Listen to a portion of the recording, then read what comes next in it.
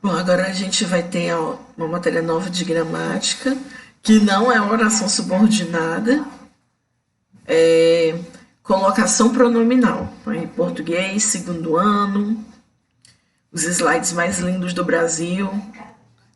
Então, colocação dos pronomes oblíquos átonos. Bom, só para relembrar, quem são esses pronomes oblíquos átonos? É o, a, os, as, mi, ti, si, nus, vos, li e lis, certo? Então a gente vai falar sobre a colocação desses pronomes dentro da oração. Eles obedecem regras, né? Não é de acordo com a nossa vontade. E de acordo com a posição junto ao verbo, esses pronomes oblíquos átonos eles podem ser proclíticos, né? Formar próclise, que é quando eles vêm antes do verbo. Por exemplo, isso não se faz. Podem ser mesoclíticos, ou seja, formar uma mesóclise, que aí eles vêm intercalados no verbo. Chamar-me-iam de louco. E podem ser enclíticos, que é quando eles vêm postos ao verbo, ou seja, depois do verbo. Quero-lhe muito bem. Essas três colocações dos pronomes átonos denominam-se próclise, mesóclise e ênclise. Por exemplo, aqui no exemplo. Despediu-se aborrecido do especialista, que, amável, estendia-lhe a mão com simpatia. Então, o posicionamento desses pronomes, ou a, os, as, mi, ti, si, nus e vos, li e lis, ela segue regras da gramática, tá? Então, bora aqui. Quem tem mais casos, que tem mais regras, é a próclise. Aqui no Brasil, a gente trabalha bastante com próclise. Então, a próclise, ela vai acontecer quando antes do verbo houver, na oração, palavras que possam atrair o pronome átono. Que palavras são essas? Que sempre vão atrair o pronome para antes do verbo.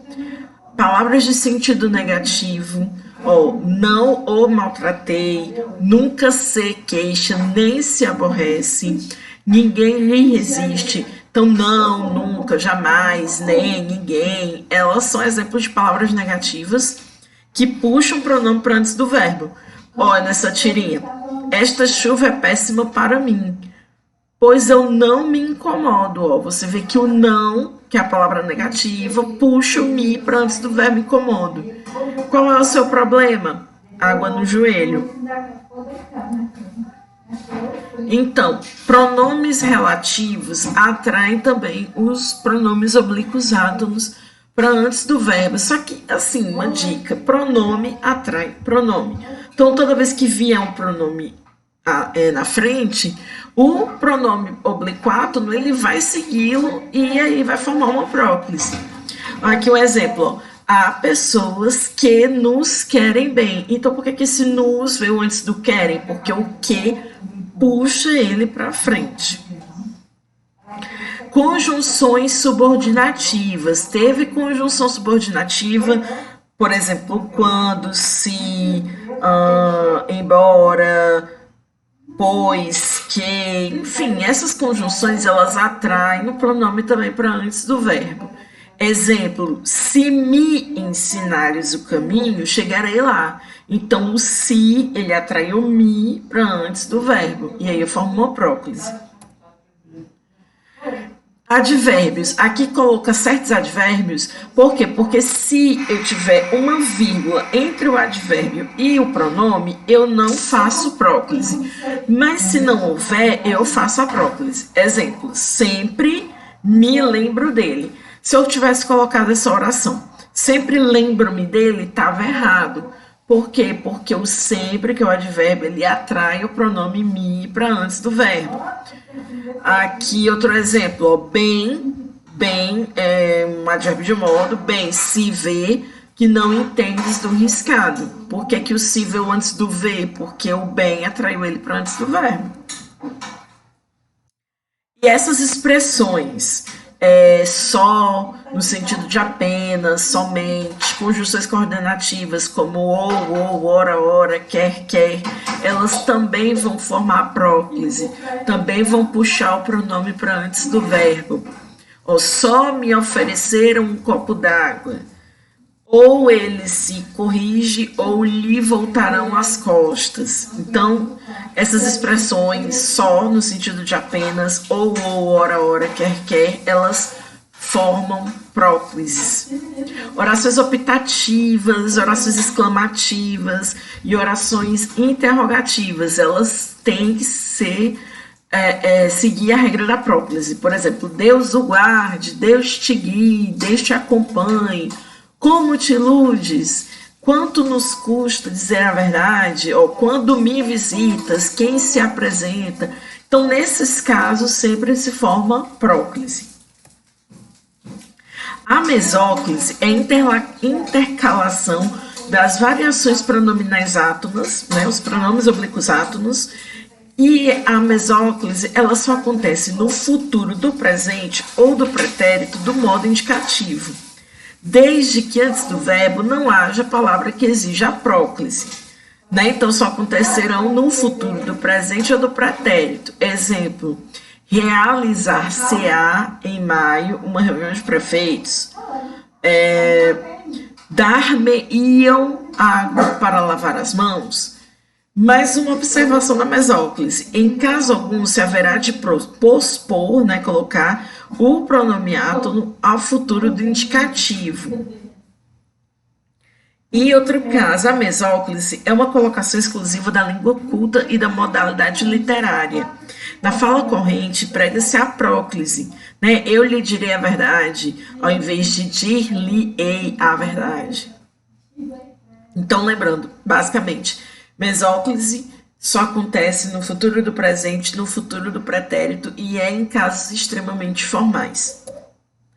A ínclise é quando o pronome vem depois do verbo. Quando é que acontece? Nos períodos iniciados pelo verbo, que não seja o futuro, pois na língua culta não se abre frase com pronome oblíquo, né? Então é por isso que na redação você não coloca se observa, e sim observa-se. Você não pode colocar na redação se nota, e sim nota-se. Porque na língua culta você tem que empregar a ínclise. Aí você pode lembrar, Carla, eu vi num livro, eu estava lendo um livro que a personagem fala, me conta de novo essa história, né? Começando a oração com o pronome oblíquo. Aí você tem que lembrar que na literatura você pode ter variação linguística, enfim, mas língua culta, regra normativa, tem que haver ínclise, certo? Por exemplo, diga-me, isto só, murmurou ele. E nas orações reduzidas de gerúndio, a gente também forma ínclise, quando nelas não houver palavras atrativas. Como a gente já viu a parte da próclise, já sabe, tem várias palavrinhas que puxam para a ocorrência da próclise. Não havendo esse caso, você forma a ínclise. Por exemplo, o anão chegara-se à inocência, tomando-lhe uma das mãos. Então, quando eu tenho esse verbo no gerúndio, eu tenho que formar uma ínclise. Nas orações imperativas afirmativas, Romano, escuta-me, né? Assim, cale-se, dirija-se à recepção.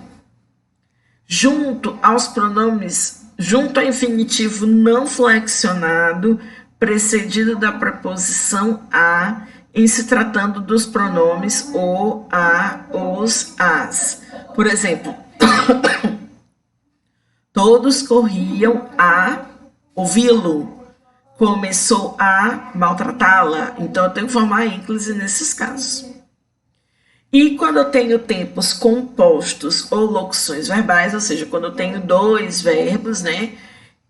Como é que vem a colocação do pronome oblíquo? Eu posso formar ínclise na maioria das vezes, em relação ao verbo principal, se este estiver no infinitivo ou no gerúndio.